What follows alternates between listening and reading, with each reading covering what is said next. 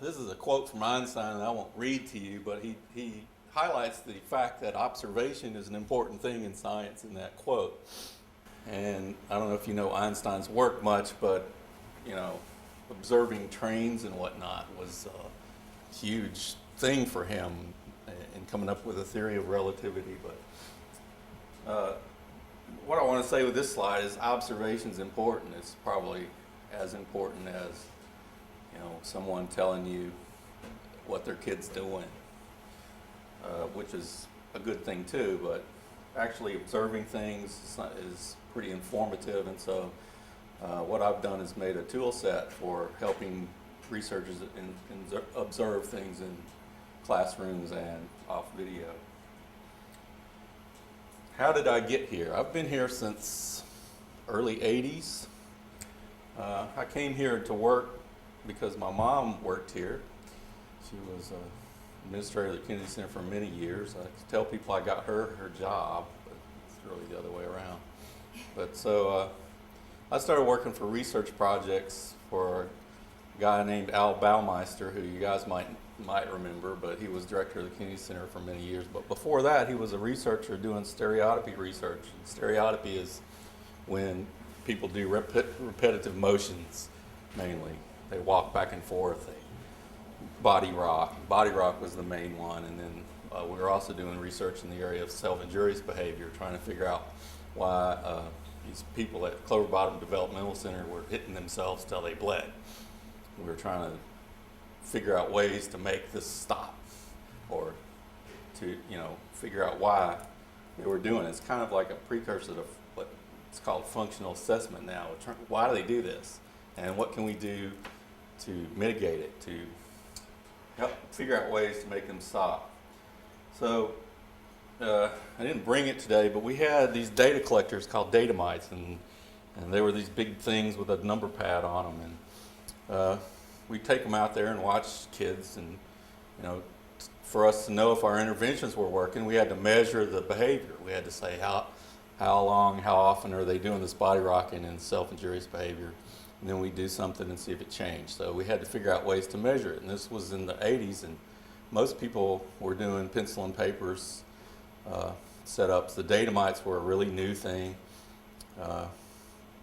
And even computers were pretty much of a new thing. We had a computer, a PDP 1180 in Peabody. All this was happening here in Peabody. We had this big machine in Hobbs, 101, I think. That there's a computer lab there now, but it was a clean room with a floor, and there was a big old computer in there with tapes and all that stuff, and the PDP 1140. And the first programming I did to deal with this kind of data from data mites was on the PDP-11. And I would write my program, and I would get the errors back the next day, and I would, you know, fix the errors and get the next errors the next day. And it would take years and years and years, well, not years, but months to write a program that worked. So our first sequential analysis that we did was on PDP-11, and it took various passes through the data to get enough memory to do it. Then when the Apple II came out, rewrote everything for that because it was so much easier. It was the Apple IIe, and you could do everything in there. But even then, we were running into memory problems doing some of these analyses we wanted to do. And it was people like Bill McLean, Mark Lewis, working for Al Baumeister, getting their PhDs at the time, doing these studies. And we were writing papers, trying to figure out how to deal with this data. So that's where I came from. Then it went to IBM PC for DOS, and then it went to Windows. And I grew up here as a computer guy. I did programming. So for a while, I did observation out at Clover Bottom and was typing in numbers for these guys. But then after a while, I got tired of that and started learning to program, so I started doing the programming. And I just grew up here with computers, and ended up being the director of computer services for the Kennedy Center, and doing web things and doing IT management. But I kept this software going because it was the science part of my job, and I love science. And you know, I did take another job for a while. It was just totally IT management, and I pretty much hated it. Came back to do this because I missed the science. And so I try to keep my try to keep my hand in the science as much as I can. It's the fun part of my job, this software development part. So we're going to talk about today some of the things we've done and how that's going. Data coding methods. Okay, so we were thinking, how do you do this? How do you code these things?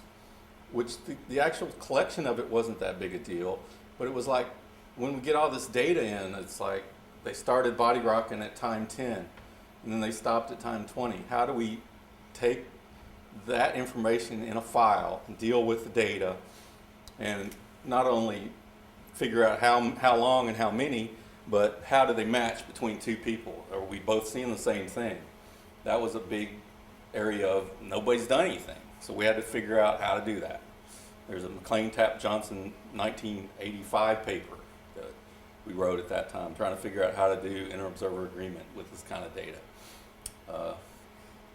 And then the whole area of sequential analysis was new. We wanted to know, if you prompted the kid to do something, would he hit himself more, for example?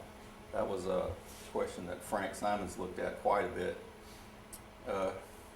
But what I want to say on this slide is, if you're going to do observation, do it based on your research question. This is my chance to give a lecture.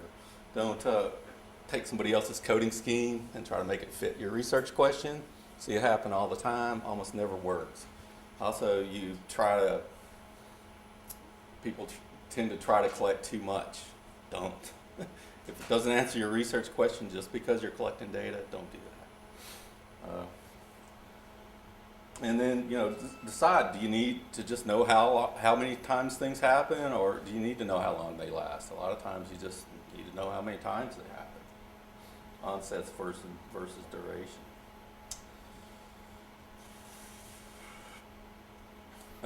Then there's, in this collection realm, since it came from pencil and paper, people had stopwatch in their hands generally, and they were doing what I would call an interval system, momentary time sampling, people would call it, but it would be watch for 10 seconds and write down stuff for 5, watch for another 10 seconds, write down stuff for 5. So that's one way of doing it that's gone from pencil to paper into computer programs, and I continue to support that. I had for many years been, when we were doing this in the 80s, we were thinking real time was better, because if we just code when they start body rocking or hitting themselves, then we would, and when they stop, then we'd have a more representative of reality data set to deal with. Like, how long did it really last? If you were doing an interval system, you really didn't know. You could say, you didn't really know how long it would last. And if you were using pencil and paper, often the intervals were pretty long. So, but the reason I've kind of gone back and forth on this is because it's way harder to get reliable observations that way in real-time systems. It's way easier to get reliable observations in interval systems. And with Procoder and being able to code off of video, you can just stop the tape. You don't lose time. So things have changed to where there are really good arguments now for interval systems. Just code 10 seconds, make the tape stop, code another 10 seconds, make the tape stop. And you can get pretty fine grained. So the more we've thought about this, Bakeman and Yoder and Wehby and I thought, this is the kind of stuff that keeps us up at night, or it has for years. And the more we thought about this, the more we said, well, really an interval system is the same as a real-time system, but the time is smaller. So in the programming I've done lately, I've been thinking that way. I've been thinking, well, I don't care if it's a second or 10 seconds is your time base. It's the same kind of data. So I've been trying to design things that way. So it's really about the same, but the collection part is I guess the first question you have to answer if you're going to do observation.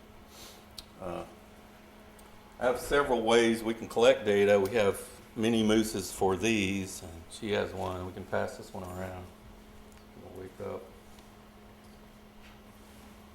run this. Lately, we've been moving to netbooks because they cost about the same as these, and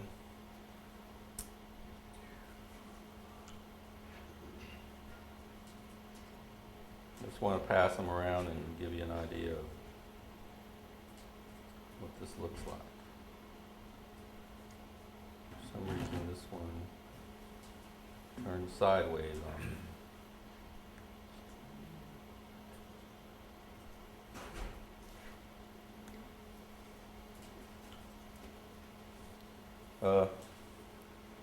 So the good thing about these things, you've probably seen them. The good thing about those is the battery lasts all day.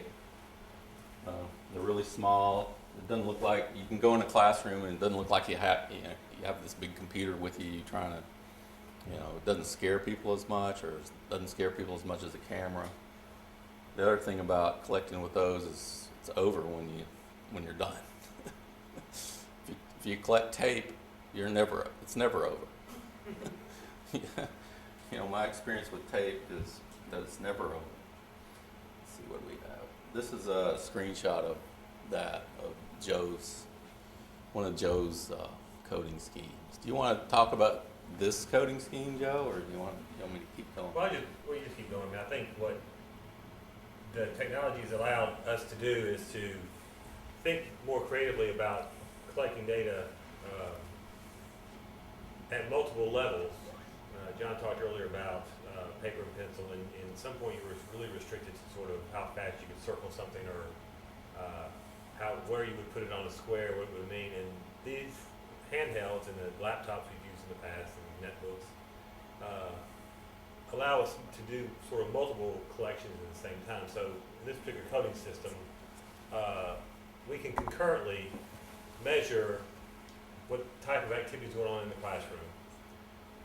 We can count, if you look to the second column on the upper column, we can count whether or not the child's participating or not participating in the classroom. We can also get a count of different specific child behaviors, active responding, negative talk aggression. We can also get concurrently teacher behaviors, whether or not they're teaching or talking, and whether or not teachers are directly interacting with students in terms of positive statements or instructional statements. And what this means is that rather than simply having a count of this child's engaged or not engaged, this teacher's teaching or not teaching, you can overlay this on multiple levels to where we can look at conditions where the teacher's teaching in large group activities, how frequently the child is being aggressive versus aggression frequencies when the teacher's doing a small group activity. So the nice part about this technology is it's really made it easy for us to collect multiple types of data at the same time, and then input those different levels, as we call them, into the analysis program, and then sort of get a more robust picture of what's going on in a classroom or in a home pretty quickly. And I would also say, John, just the other part is that this has emerged from these data mics John collected that were sort of built to take data to laptop computers, and we're talking about laptop computers that were pretty heavy, where in some studies we had people wearing harnesses to walk around with a laptop, like they were selling cigarettes. They were called, we called them Wehbys. So there was something, to these PDAs that are not very, they're sort of, you put them in your pocket and you take care of them, and they're pretty reliable, to these netbooks that are now sort of, light, relatively small. This particular one's a touch screen that will allow this sort of same data analysis. So the technology, as it's gotten smaller, bigger programs and smaller packages, it's really opened the door for us in lots of different ways. Yeah, just pass that over. Punch on the button,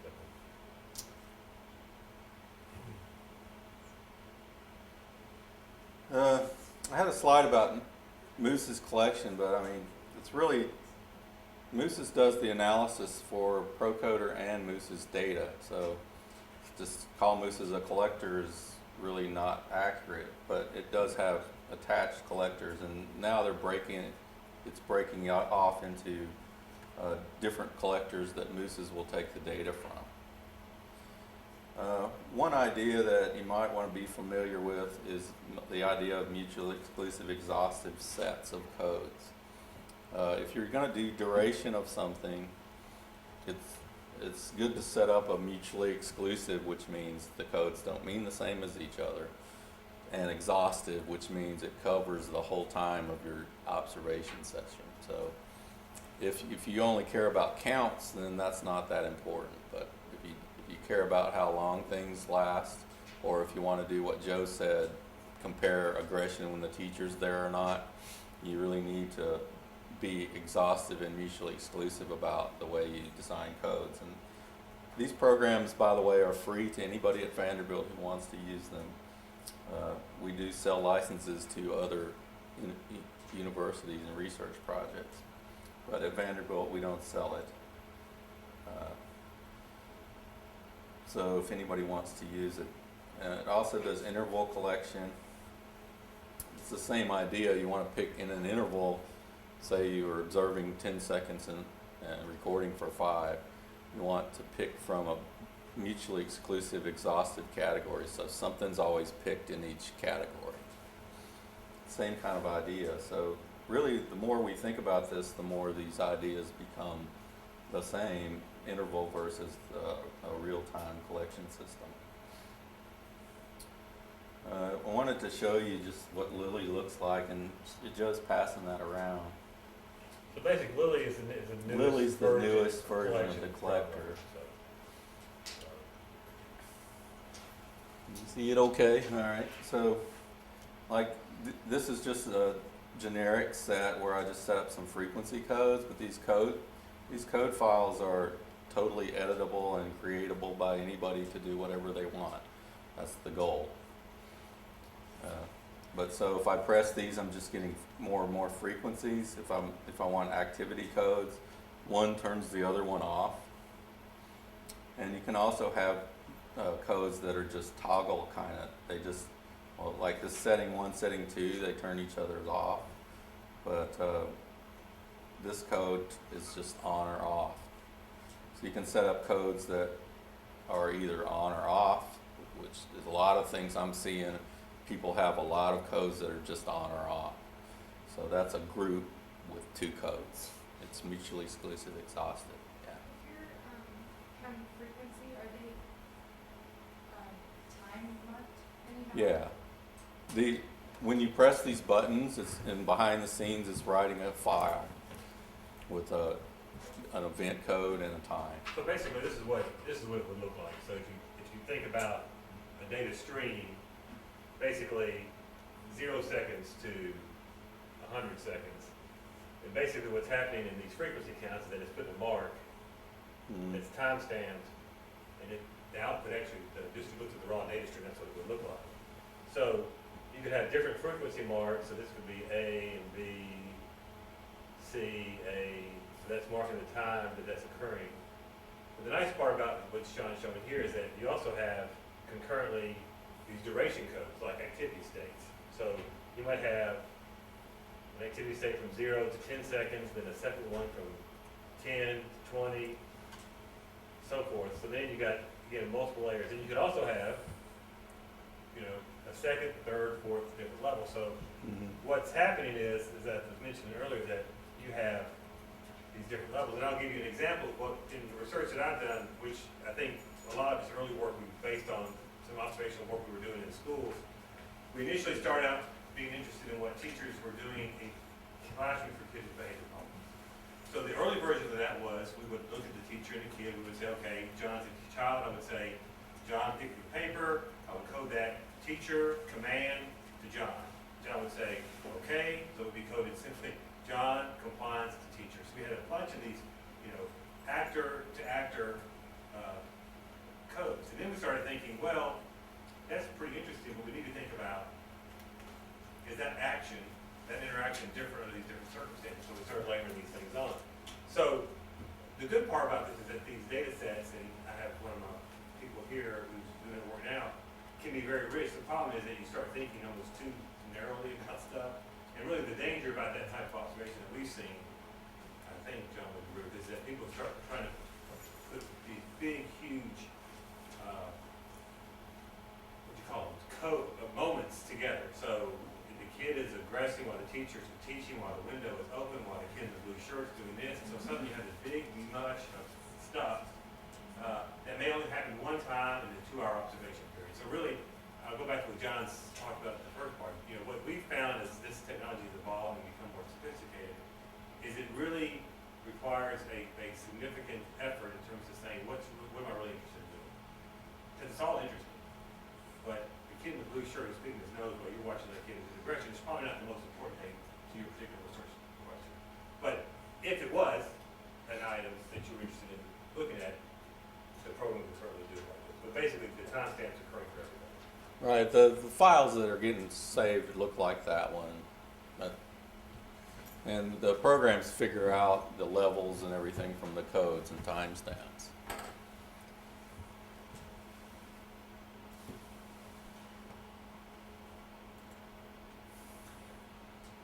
But this Lily will run on any version of Windows, Windows 7.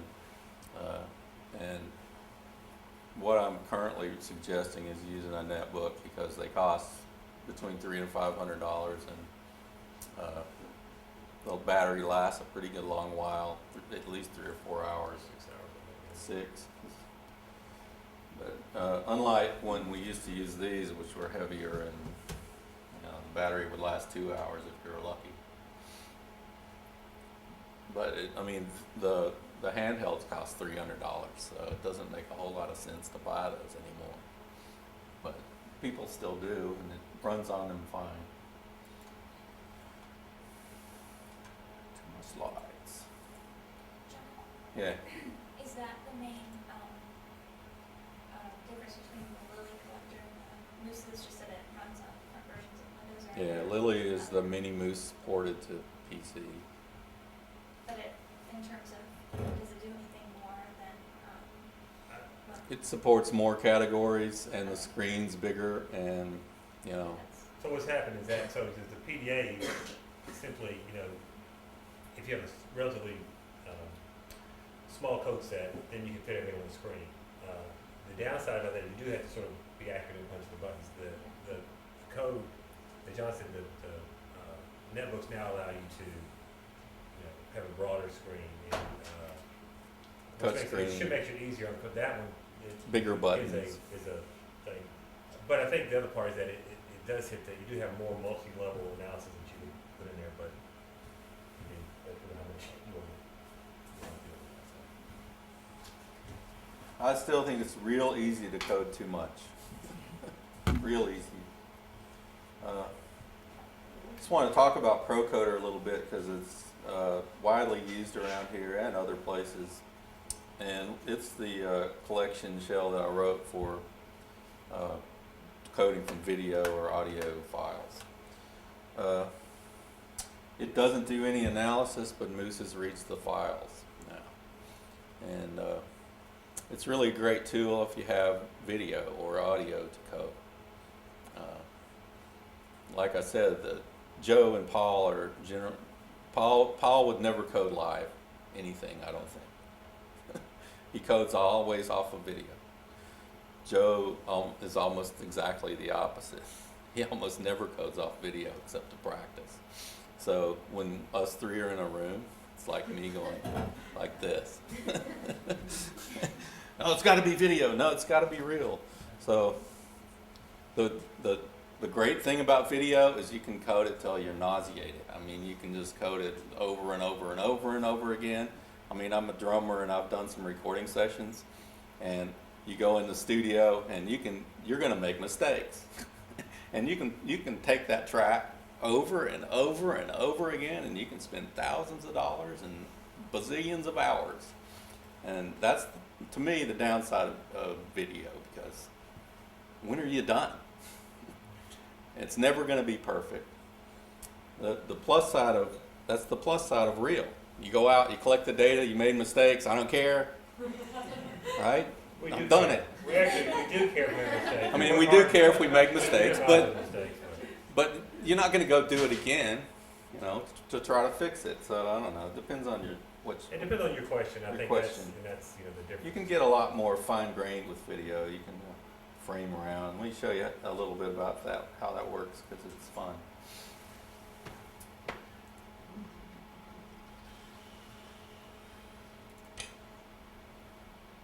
I would like to tell you that I watched autistic kids doing self-injurious behavior while I was developing this, but I didn't. I watched music videos of people like Janet Jackson. Sorry. And I set up a code file here just to do a demo. Let's turn it down a little bit. It's been doing this to me on here. I don't know why it's doing that.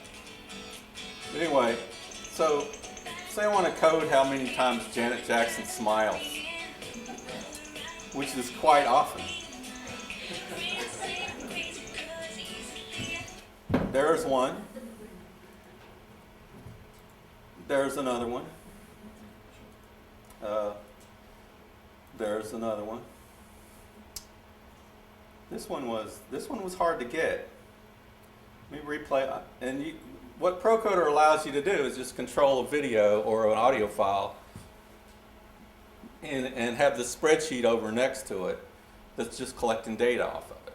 So you can mark the time and mark things about it, and you can set up, like in this example, I had an emotions category with smile, frown, laugh.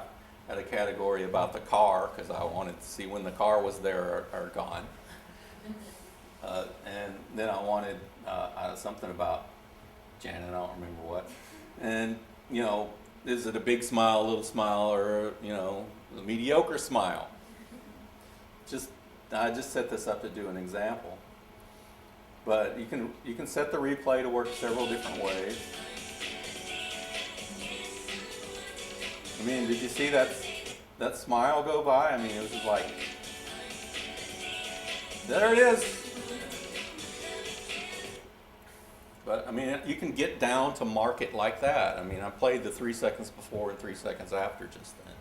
And you would have missed that smile if you were just watching the thing.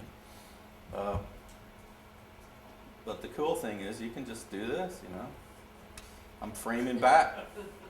I'm framing up. And then it's going to cut to another scene here in 2 seconds. But I just want that particular smile is a good example because it's the kind of thing that when you're watching in a classroom, you're going to miss something if you're not kind of slowing things down and watching it pretty close. And a lot of these don't even work. But you can just go to it again and just replay around it. There's probably another one I should mark. That's basically how Procoder works. I just wanted to show you. But and then those durations and frequencies and overlays and what Joe has thrown out can be done on that data too. And it's pretty seamless to the user. You just tell it to read Procoder data.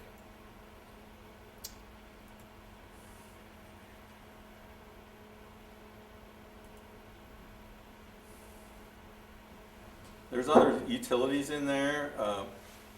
All the output from these programs, like you can recode things, you can check the data files to make sure they're okay. There's a merger, so you can merge files together.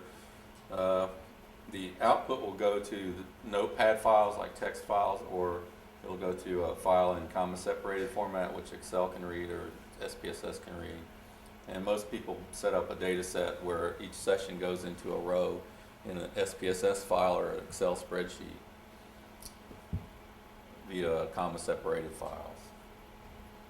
And then they do their bigger analysis. Maybe Joe can talk about that a little bit, how when you get a big data set, then you do analysis of variance and other things about the way your sessions change over time with different conditions.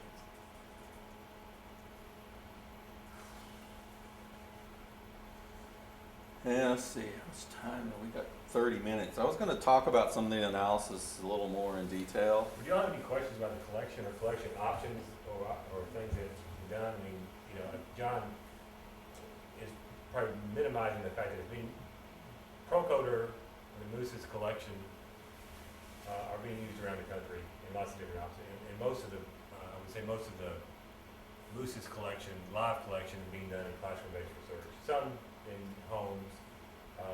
Pro-coder tends to be more sort of basic research, parent, family, working with young children,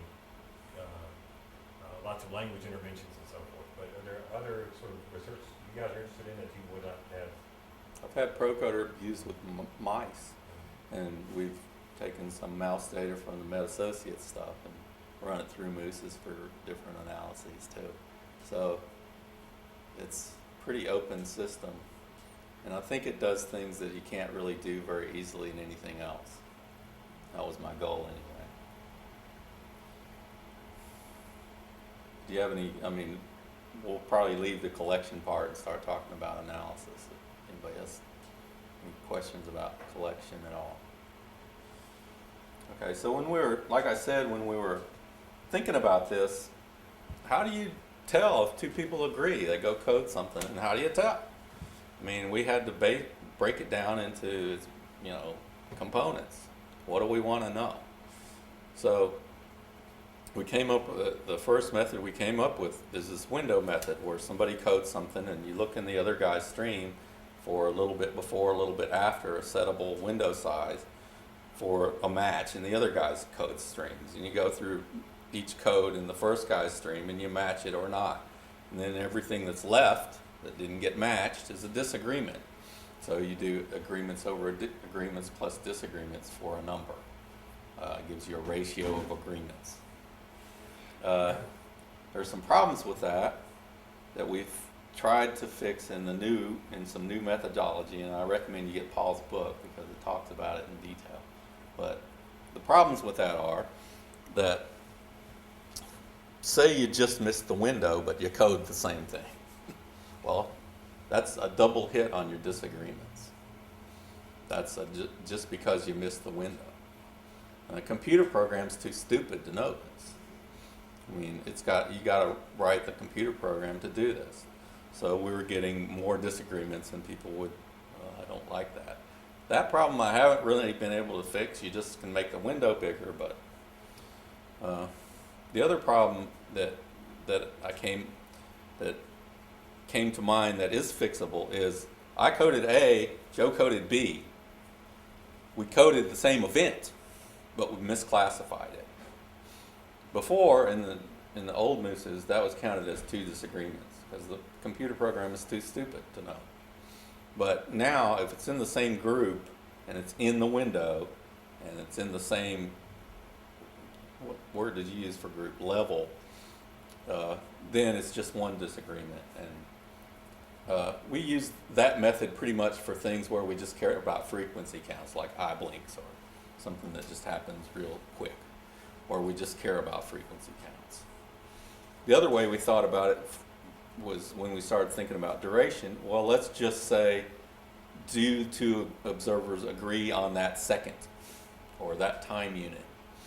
And so that's the second by second method that's in MOOSES. And what it does is it sets up a stream that says A happened, B happened, or A, B, and did we agree on that second? It was these seconds, it adds them up. When you can do that, or if you think about it in interval systems the same way, you have categories, and each interval, do they match on that category or not? So everything's, since it's mutually exclusive exhaustive, every second's accounted for in that group for something. So when that happens, you can get a table to do a kappa statistic on. When you're just doing this window method, you don't get everything. You don't get that we agreed it didn't happen. That's the main thing you don't get in the window method. So you can't really do a cap on it because you can't fill in that cell that says we agreed it didn't happen, because it's just not there in that method of counting. But in the duration second by second, it is. We can say we both agreed there was no A in this second. So kappa is the statistic of choice when people are reporting inter-observer agreement.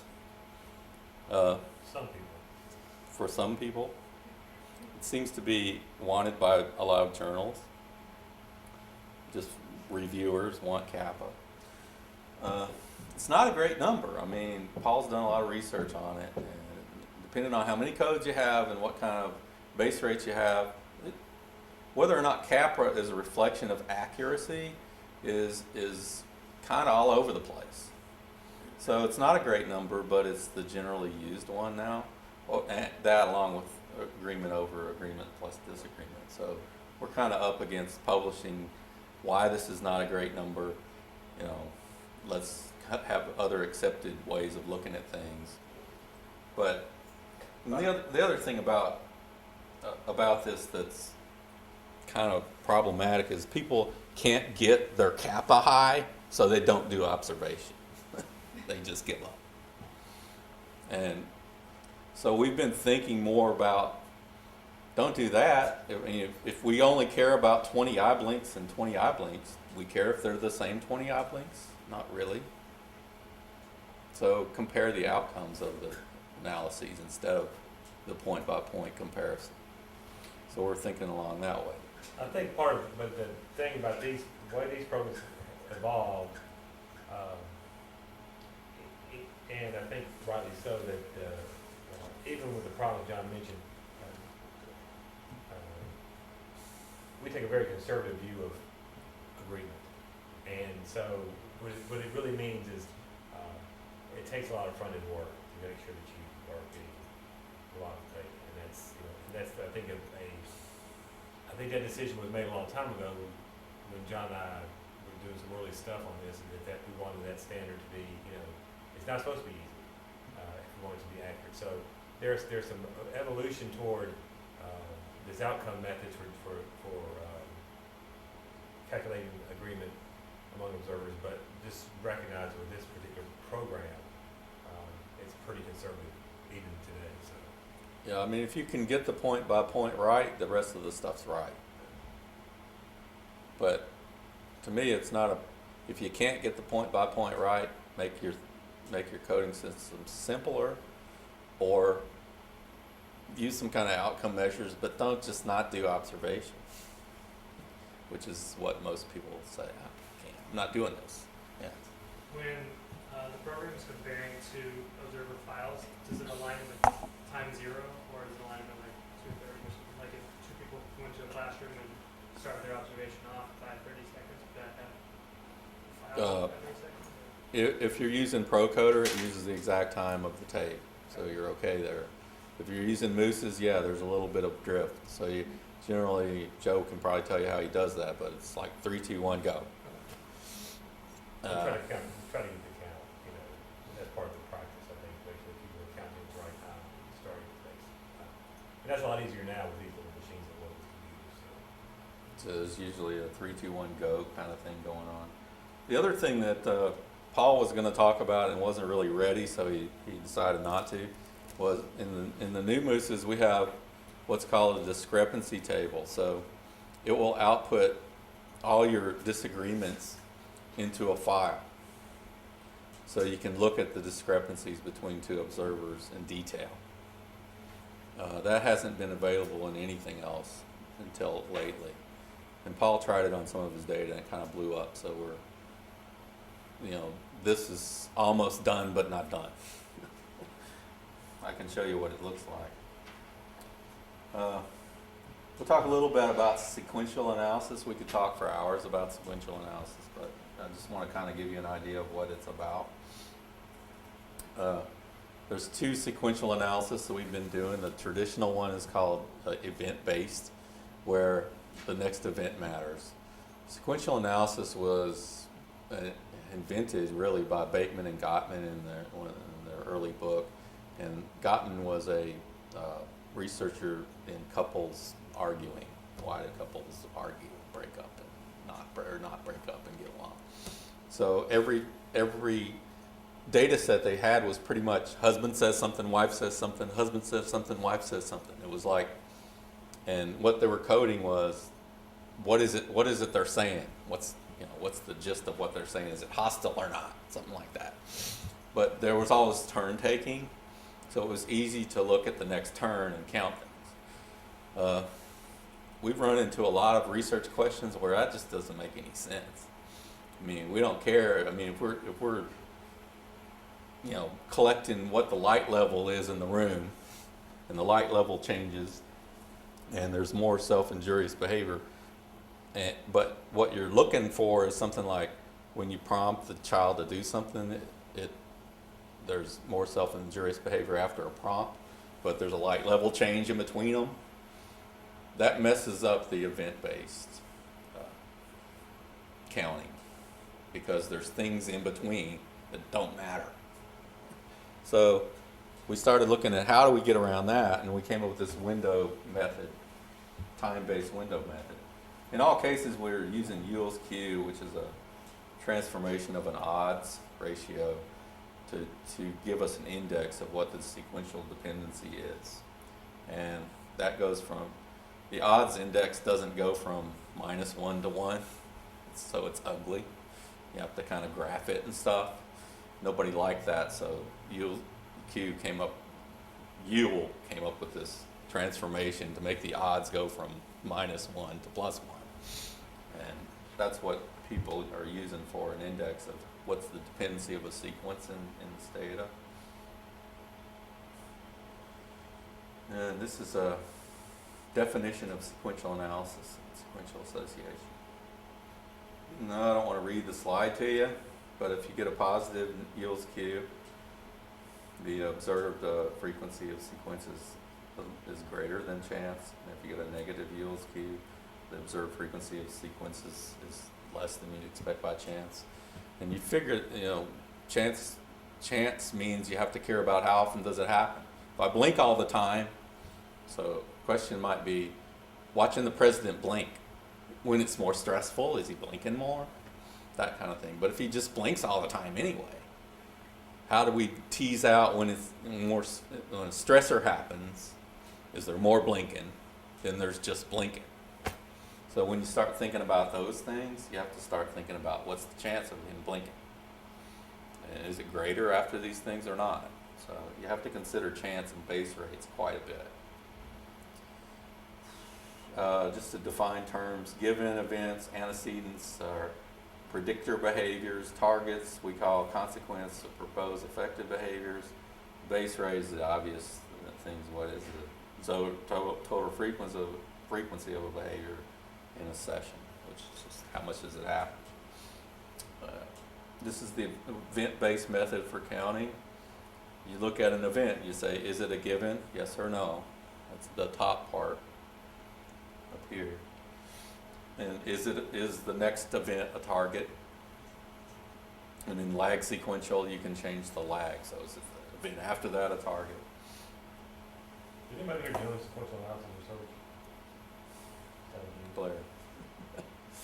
So basically, let me just give you a couple of examples of stuff that I've worked with in this. So some of the early studies we've looked at, we were interested in if a child engaged in aggression or engaged in compliance, what was the event that followed that? So we would look at given a child showed aggressive behavior, what's the probability, likelihood that that aggression was followed by a teacher reprimand? And that would be our target behavior. And so we would calculate the number of aggressive acts that occurred, the number of reprimands that occurred, the number of reprimands that followed aggression, and we would come up with this index of the predictability of that relationship. As John mentioned, that was nice, but what might happen is that you might have a child who was aggressive, and then 10 minutes might go by before you saw a reprimand. So then we were asking ourselves, did those two events really connected or not? Are they really two isolated events that have no relation whatsoever? So this time-based method that John has described now can tell us, given that a aggressive act occurred, what's the likelihood that a teacher reprimand occurred within 10 seconds? So in this way, we have a little bit more faith that the two events are related in some fashion. So we see this reliable pattern of reprimands always following aggression within 10 seconds, then we think that we might have some connection there that can be explored if those two things are sort of acting together within an interaction. And we've started off with doing this. We've looked at different types of teacher combinations and child combinations, but it's really sort of addresses this limitation of an event-based. Events that don't matter being there. Really. And the way it does that is it sets up a time window off the given code. It says, is the second, and in this case we're counting seconds or time units or intervals or whatever the time units are. And it's saying, is the second in the window and does it contain a target behavior? That's the question, and we're counting seconds instead of minutes. So, I think a couple more things that are, go ahead. Well, and then the other analysis it does is what I used to call multi-level, but now I'm calling it nested analysis. So you want to know, that's what Joe's writing on the board. Is how much aggression is there when the teacher's in the room or not? More self-injurious behavior when the sound level's high, that kind of stuff. It gives you just numbers for that.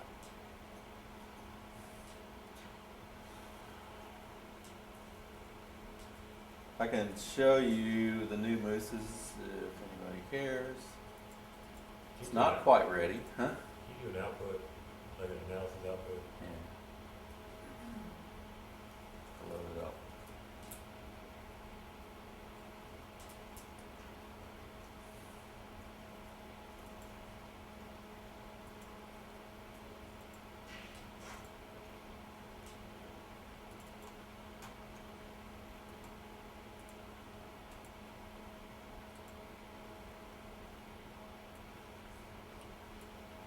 This is a frequency and duration analysis out of the new one. It's just with my test coding or test codes. Tells you the frequency and duration of some just made up data. It also does the nested. So get this out of the way. What this is saying is there was 19 total seconds of duration of of 7 here.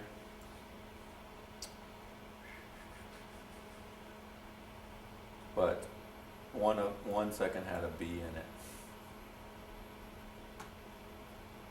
Which these could be any frequency codes that you wanted.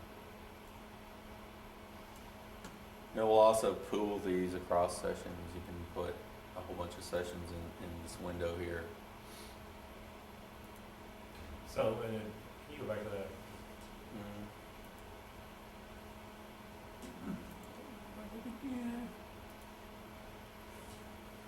So the nice part is that gives you that picture of, in isolation or overall, this is what the numbers look like in a particular code. And then, again, this will be nested interactions of the number of codes within when certain other events are occurring, noise, light, teacher instruction. So the part about, I don't want to emphasize the importance of listing files together, because basically this type of research is done in 2 different ways. So you're doing single case research, you're basically going to chart this stuff on a daily basis, which is easy to do. If you do group research, so the projects we're working on currently, when we're doing pre-post assessments, we get, in a current project, we're getting 6 to 8 observations per child, per classroom, pre and post. And so we're not really interested in what happens on day 1, day 2, day 3. We're interested in looking at the total sum. So this nested, this pooled output really allows us to sort of collect a bunch of data and get it outputted and summed up pretty quickly using this type of program. Turn nested on. But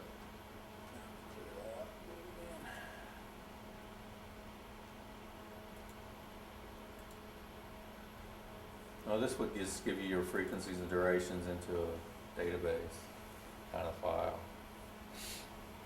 But all the analyses will go into spreadsheets or just text reports. Generally, people use spreadsheets and just build a data set over their study.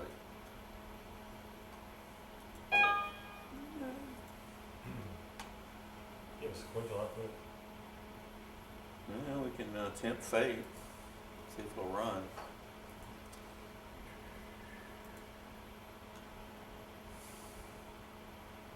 What do you want to know, Joe? A, B's, and C's. Sure. And time window.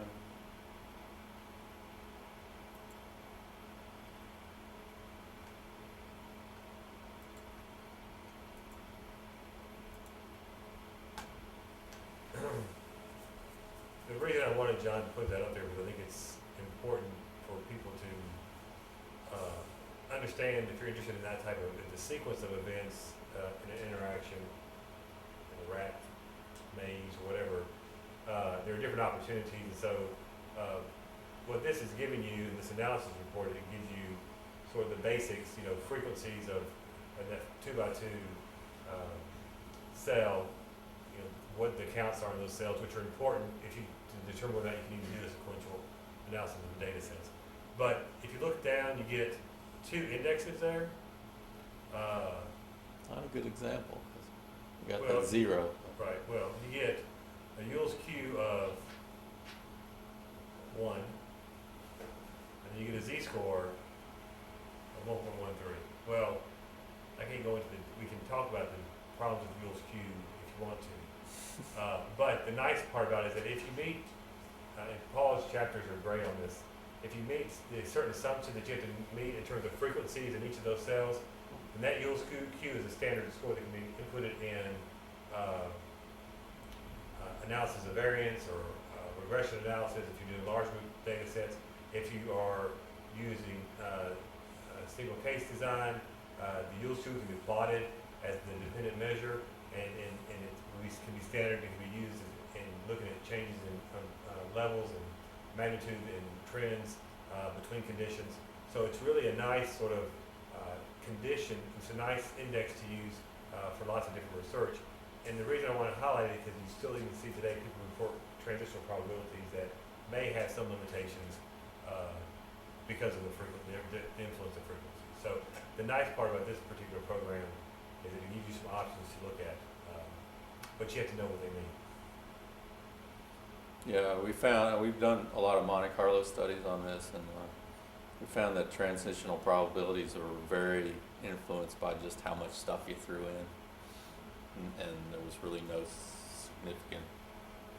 I mean, we get a lot higher one just because there's more, not because the relationship changed. This is not really a good Yule's Q because that 0 is in that cell.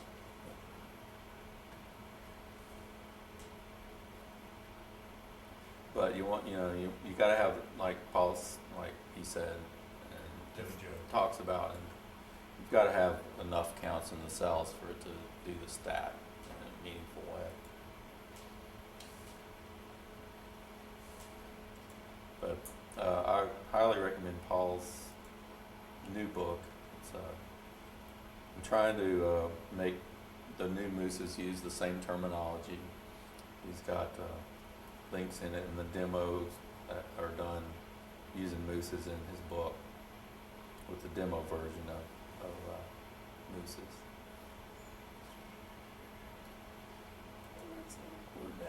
We're about done. I'm leave time for any questions you guys have. Want to just talk about some other software that's out there that does the same kind of thing. The Observer from Noldus has been out for many years, and they've got a fairly new version. I think it's 10 or 11 now. I don't know enough about it because I've been here forever, and I've always used mine. But it's very popular. It's very expensive. There's a few people around Vanderbilt using it. Not that many, but there's a lot. There's probably way more people using Observer than MOOSES in the world. It's just been around longer. The bug people like it quite a bit, the entomologists. And it's also really popular in Europe because there are companies in the Netherlands. This program that's free from Roger Bakeman, who's semi-retired. He's done a lot of thinking about sequential and written books about it. But the GSeq program's free. It does sequential analysis. You can get the data into it. It's brought us some programming to get the data into it. There's one around here that I don't know if any you guys may have seen called Transana, and it's for doing transcript coding from tapes. It does the same kind of thing. And then I like to mention SALT because it's systematic analysis of language transcripts. It's used to do all kinds of analysis on language. Paul uses it quite a bit, and it was developed at the Wasteman Center. And Ann Knockertz, who's my friend, wrote that, and it's a very nice program if you're going to do any kind of language analysis. You talk about Aspen. I didn't talk about Asker. I took it out because I don't know, but I have a Likert scale question asking program if anyone would like that. It just puts up a question and a set of responses for you to pick from. And a lot of times Joe uses that after a session to ask some questions to the observer about some things. Is that right?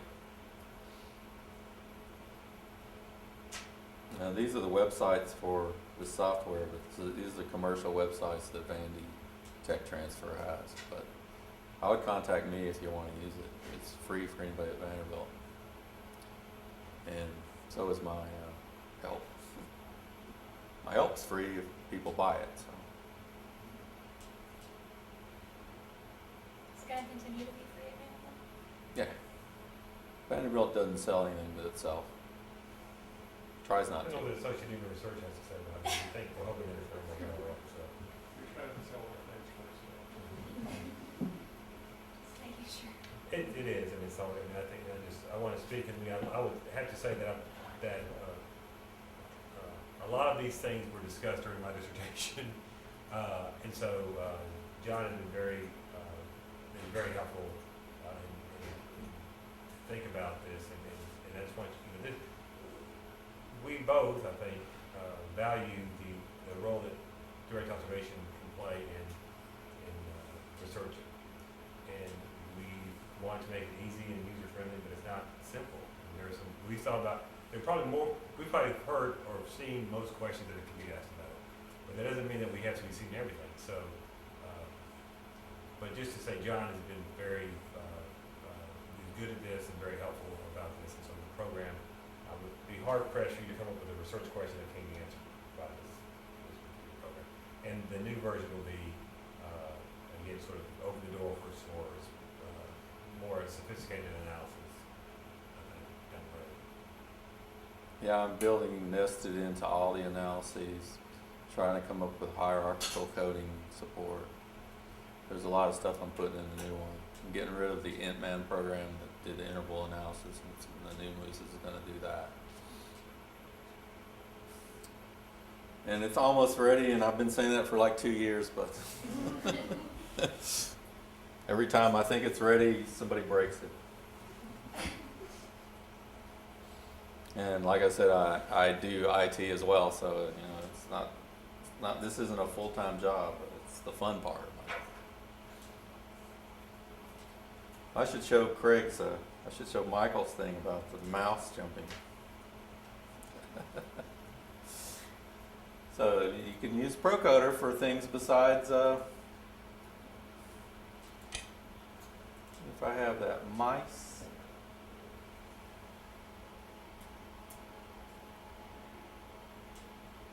Mice data.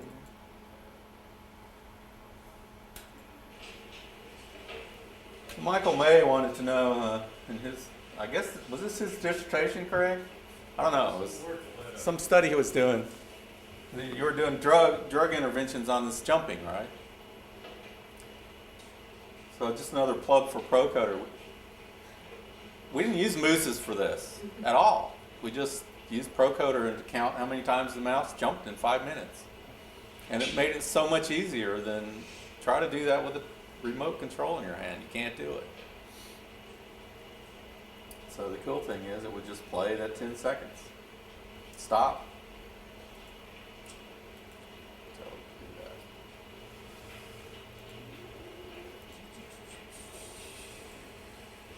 While you're watching the jumping mice, anybody have any questions about anything? Just wondering why they're jumping. Why are they jumping, Craig? This is a particular strain of mice that's been bred to engage in spontaneous stereotypes. So it's an animal model of stereotypical behavior. Michael May, who's now at Southern Illinois University, studies some of the neurobiology of stereotypy, a lot like Mark Lewis many years ago.